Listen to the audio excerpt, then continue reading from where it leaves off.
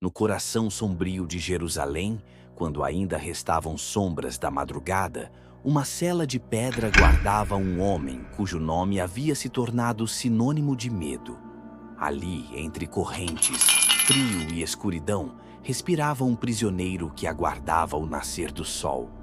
Não como quem espera um novo dia, mas como quem espera sua sentença final. Seu nome era Barrabás. Os grilhões em seus pulsos estavam apertados havia dias. As paredes ao seu redor carregavam o cheiro de sangue, suor e silêncio. Ele não sabia que horas eram. Sabia apenas que sua hora estava próxima. Dizem que a consciência pesa mais do que qualquer corrente. E naquele instante, esse peso era insuportável. Ele sabia por que estava ali. Não era inocente. Seus crimes haviam se espalhado como sussurros pelas esquinas da cidade. Ele liderou revoltas. Ele derramou sangue. Ele cruzou linhas que não se voltam. E agora, ele seria crucificado.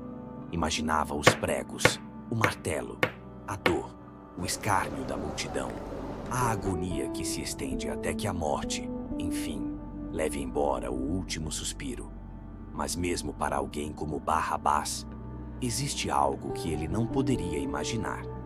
Do lado de fora daquela cela, as ruas começavam a se encher, e no meio do burburinho crescente, o destino daquele homem estava prestes a ser reescrito. Ele não fazia ideia de que alguém estava prestes a tomar o seu lugar, nem de que, naquela manhã, o céu e o inferno estariam de olhos voltados para ele.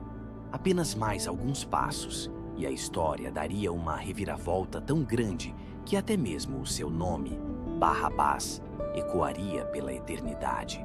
Para entender a grandeza do que aconteceu com Barrabás naquela manhã, é preciso voltar alguns passos e enxergar quem ele realmente era. Barrabás não era apenas mais um criminoso. Ele era o símbolo da revolta, o rosto da insurreição contra o Império Romano. Um homem com o sangue quente, palavras inflamadas e mãos sujas de guerra. Para Roma, ele era um terrorista perigoso. Para alguns judeus, um herói que teve coragem de lutar por liberdade com as próprias mãos. Mas Barrabás não lutava por justiça, lutava por poder. Seu nome estava ligado a faixas escondidas, confrontos nas vielas e gritos de guerra nas praças. Homens o seguiam não por honra, mas por medo. Num desses levantes, alguém morreu pelas suas mãos, e foi ali que sua sorte virou. Preso, condenado e agora esquecido numa cela fria, aguardando o castigo mais temido por qualquer homem, a crucificação. Mas o que ele não sabia é que a história de outro homem estava se cruzando com a sua. Alguém que não empunhava a espada, alguém que não matou, mas salvou, que não gritava guerra, mas curava com o toque. Um homem chamado Jesus de Nazaré. Barrabás jamais ouvira esse nome com atenção. Talvez o tivesse ignorado como mais um pregador excêntrico entre tantos. Mas no tribunal do destino, onde a justiça divina e a humana colidem, Deus decidiu colocá-los lado a lado, o mais culpado e o mais inocente.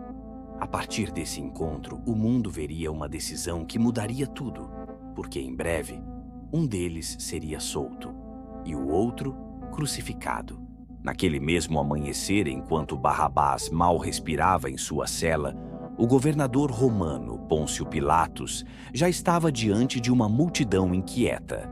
Era dia de festa, a Páscoa, e havia uma tradição. Um prisioneiro judeu seria libertado como sinal de clemência. Pilatos enxergava nessa tradição uma saída diplomática. Ele havia interrogado Jesus, havia escutado os gritos dos sacerdotes, havia sentido no ar a tensão entre a liderança religiosa e aquele homem, que falava com autoridade e caminhava como quem carrega a eternidade nos ombros. Mas ele não encontrava crime algum. Jesus não era um agitador, não era um rebelde, era diferente, puro, silencioso, intocável, mesmo ferido. Pilatos, em sua mente política, bolou um plano simples: colocar Jesus lado a lado com o criminoso mais notório que estivesse à disposição. O contraste seria tão evidente, tão escandaloso, que o povo teria que escolher o inocente. E assim os guardas foram até o fundo da prisão buscar Barrabás. O povo se reuniu na praça como numa arena. Havia empolgação, tensão, ódio. Em meio à multidão, os líderes religiosos sussurravam veneno aos ouvidos da massa. Jesus foi trazido. Coroa de espinhos, roupas rasgadas, rosto manchado de sangue. Mesmo assim, ele estava em pé com os olhos firmes e a alma intacta. Barrabás veio logo depois, arrastado pelas correntes, rosto endurecido, corpo marcado por lutas. Uma figura que impunha medo e repulsa. Pilatos os coloca lado a lado, ergue a voz e pergunta: qual deles vocês querem que eu solte? O silêncio dura um segundo, e então começa o coro: solta Barrabás. A incredulidade no rosto de Pilatos é visível. Ele pergunta novamente, insiste, mas o grito só cresce: Barrabás, Barrabás. O mundo acabava de fazer sua escolha, e com ela, a justiça humana revelava sua falência. Pilatos não esperava por aquilo. Mesmo conhecendo a instabilidade da multidão, ele acreditava que a razão venceria, que diante de um criminoso evidente, o povo escolheria o homem que só fazia o bem. Mas ele se enganou. Ao ver que os gritos por Barrabás só aumentavam e que os clamores por Jesus eram esmagados pela fúria popular, Pilatos entendeu. Estava sozinho naquele dilema. Lavou as mãos diante do povo. Num gesto simbólico, tentou se isentar da responsabilidade. Mas nenhuma água do mundo pode limpar a consciência de quem se omite diante da injustiça. Então ele disse: que seja, levem Jesus. Crucifiquem-no. E virou as costas. Os soldados se moveram rapidamente. Jesus foi arrastado para a tortura. As correntes de Barrabás foram removidas com um estalo seco que ecoou pelo pátio, como um aviso invisível. O culpado estava livre. O inocente, condenado. Ninguém disse nada. Nenhuma explicação. Nenhum olhar. Barrabás apenas foi solto. Por um momento ele não soube o que fazer. As mãos estavam livres, os pés desamarrados. O pátio diante dele se abriu como uma estrada silenciosa. Mas algo dentro dele pesava mais do que as correntes que deixou para trás. Porque ele sabia, a cruz que deveria ser dele, agora pertencia a outro. Barrabás desceu os degraus do pretório com passos lentos. Lá fora, a luz do sol parecia mais forte do que ele se lembrava. O barulho da multidão continuava, mas agora vinha misturado com açoites, ordens ríspidas, o tilintar de lanças e o arrastar de madeira sobre pedra. Ele se virou e então o viu: Jesus, o homem que havia sido entregue em seu lugar. A coroa de espinhos marcava sua fronte, o sangue escorria pelos olhos e ainda assim ele o olhava. Foi só um instante, mas aquele olhar atravessou Barrabás como nenhum punhal havia feito antes. Não havia ódio, não havia julgamento. Apenas compaixão, tristeza, silêncio. Era como se Jesus estivesse dizendo, sem palavras: eu sei, eu aceitei. E Barrabás, o rebelde, o assassino, o homem temido, não soube como reagir. Não era medo, não era alívio. Era algo novo, algo que ele não sabia nomear, mas que o fez desviar o olhar. Por que aquele homem inocente o encarava daquele jeito? Por que não o acusava? Jesus foi levado, cambaleando sob o peso da cruz. E Barrabás ficou parado ali, carregando uma liberdade que ele não pediu e talvez não merecesse. Naquele momento ele percebeu: ele havia sido escolhido, substituído, não por merecimento, mas por amor. E essa verdade o acompanharia pelo resto da vida. Na colina chamada Gólgota, 3 cruzes já estavam preparadas, 3 madeiros, 3 execuções agendadas, 3 nomes destinados à morte. Um deles era o de Barrabás. Ele sabia disso. Jerusalém inteira sabia. Ele e seus companheiros haviam sido condenados juntos. 3 criminosos, 3 sentenças, 3 finais. Mas algo havia mudado, porque naquela manhã, o homem no centro não era ele. Era Jesus. Barrabás, livre, assistia de longe.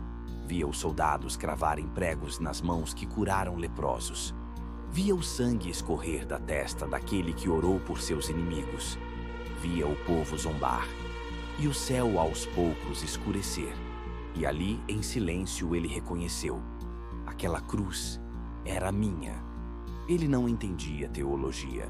Não conhecia as Escrituras, mas algo dentro dele gritava a verdade. Alguém havia tomado seu lugar. Não apenas no tribunal, não apenas diante de Pilatos, mas no destino, na culpa, no juízo. A dor que deveria ser sua, a humilhação que ele merecia, a morte que o aguardava, tudo foi colocado sobre outro. E o mais incompreensível de tudo, aquele que a carregava, não lutava, não reclamava, não resistia. Jesus caminhava até a cruz como quem cumpre uma missão, como quem já sabia que seria assim. E Barrabás, que havia enfrentado soldados, desafiado governadores pela primeira vez, sentiu-se pequeno diante de alguém. Alguém que escolheu morrer, para que ele pudesse viver. A partir desse ponto, a Bíblia silencia. Não há mais menção ao nome de Barrabás, nenhum relato, nenhum versículo sobre seu destino.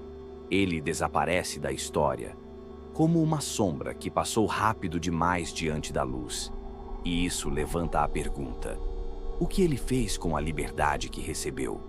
Será que voltou para os becos escuros, para a violência, para a revolta?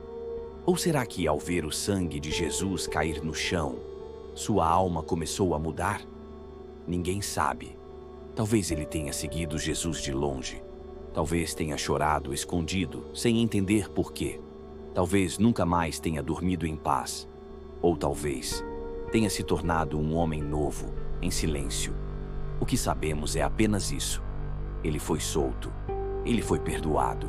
Ele foi substituído. E mais do que uma figura histórica, Barrabás se tornou um símbolo, um espelho. Porque em algum momento, todos nós já fomos ele. Todos carregamos correntes. Todos tínhamos uma sentença. E todos fomos libertos por alguém que não tinha culpa. Barrabás saiu do pátio livre, mas a cruz continuou de pé, com o justo pendurado no lugar do culpado. Essa verdade ainda pulsa e nos prepara para a pergunta mais importante de todas: o que faremos com essa liberdade?